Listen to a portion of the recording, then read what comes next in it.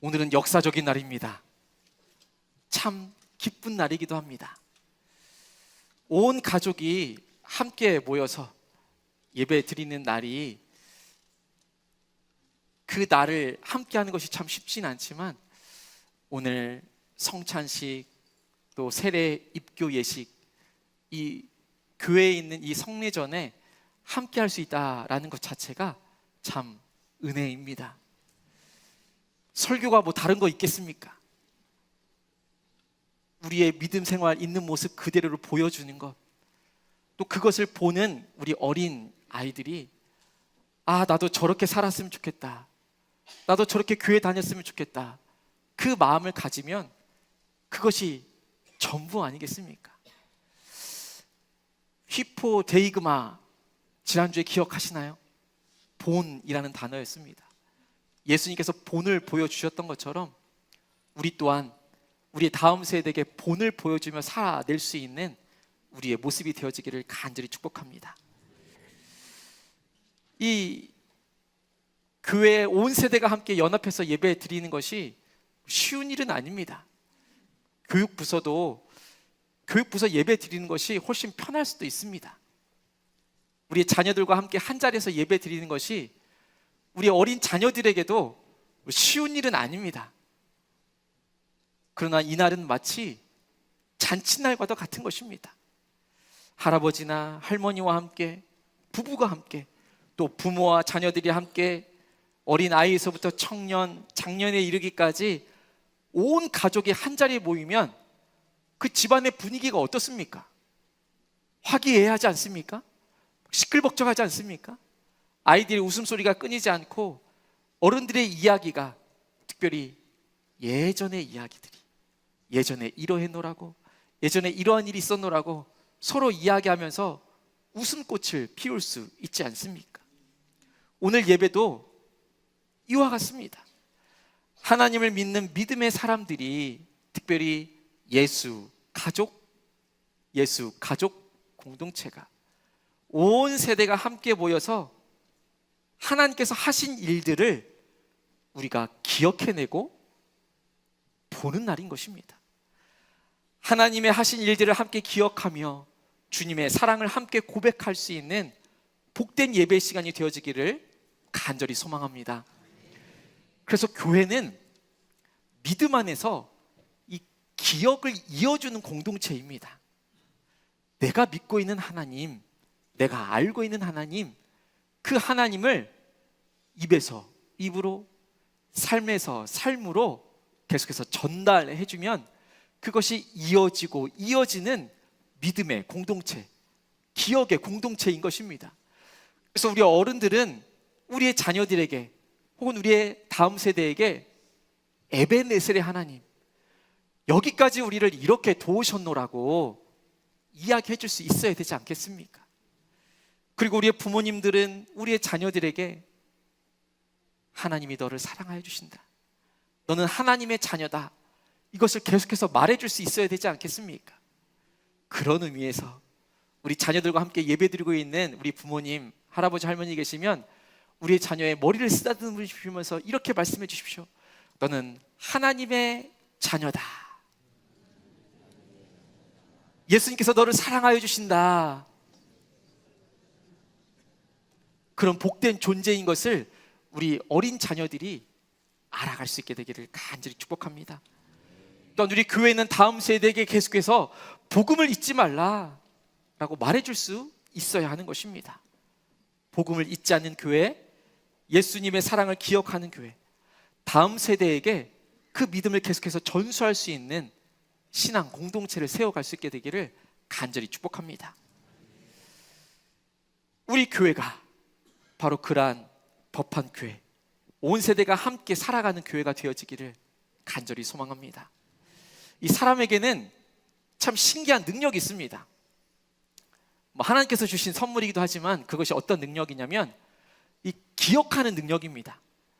이 어떤 노래를 들으면 갑자기 옛사람이 떠오르기도 하고, 이 특정한 찬양을 듣게 되면 그 찬양을 들으면서 나의 부모님을 떠올리기도 하고, 그때 하나님께서 나에게 이런 은혜를 주셨지, 그 은혜가 떠오르기도 합니다. 어떤 냄새를 맡으면 이 어릴 때의 그 기억이 떠오르기도 하고, 어떤 장소에 가면 그때 그곳에서 있었던 일들이 기억이 나곤 합니다. 기억이라는 것이 참 신비롭습니다.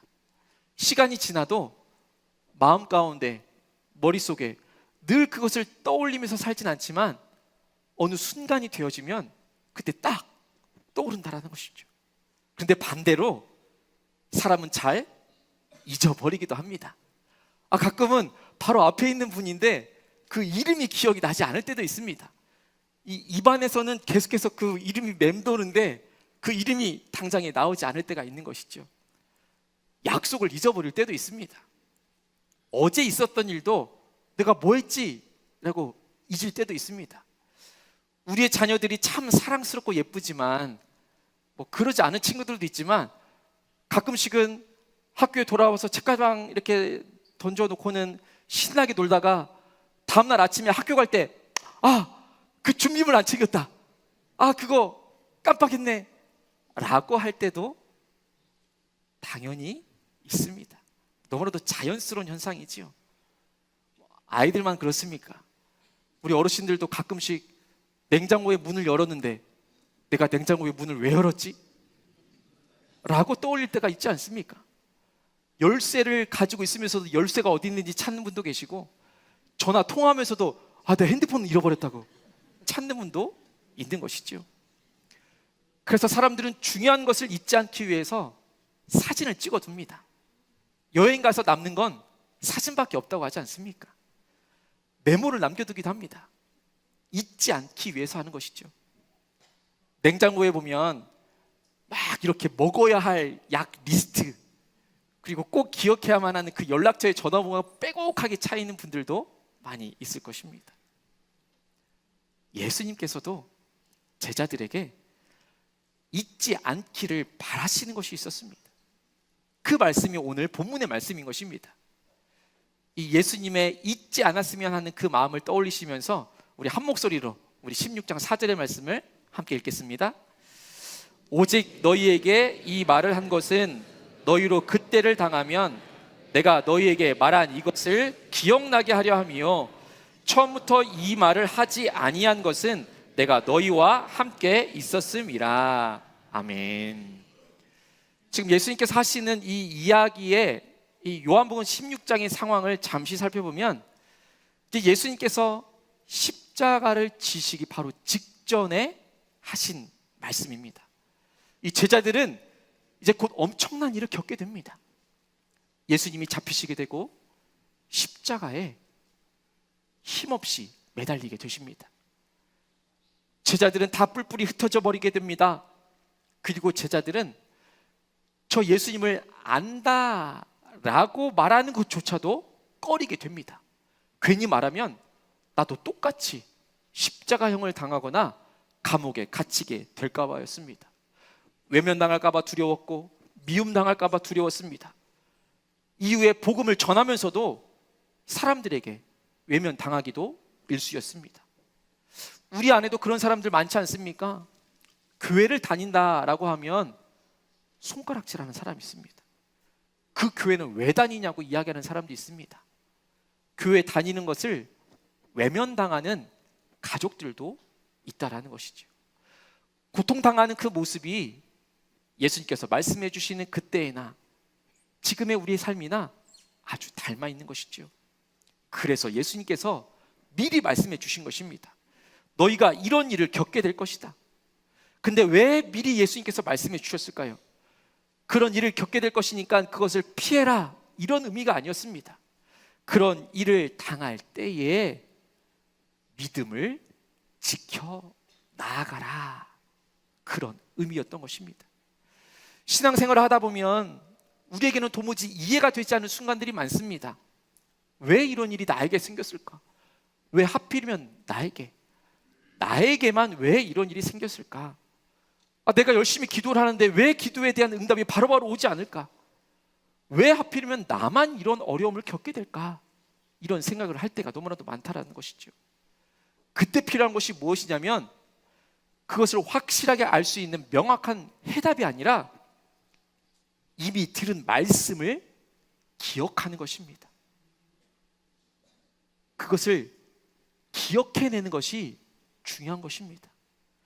우리의 신앙생활은 기억해내는 것입니다. 우리가 말씀을 듣습니다.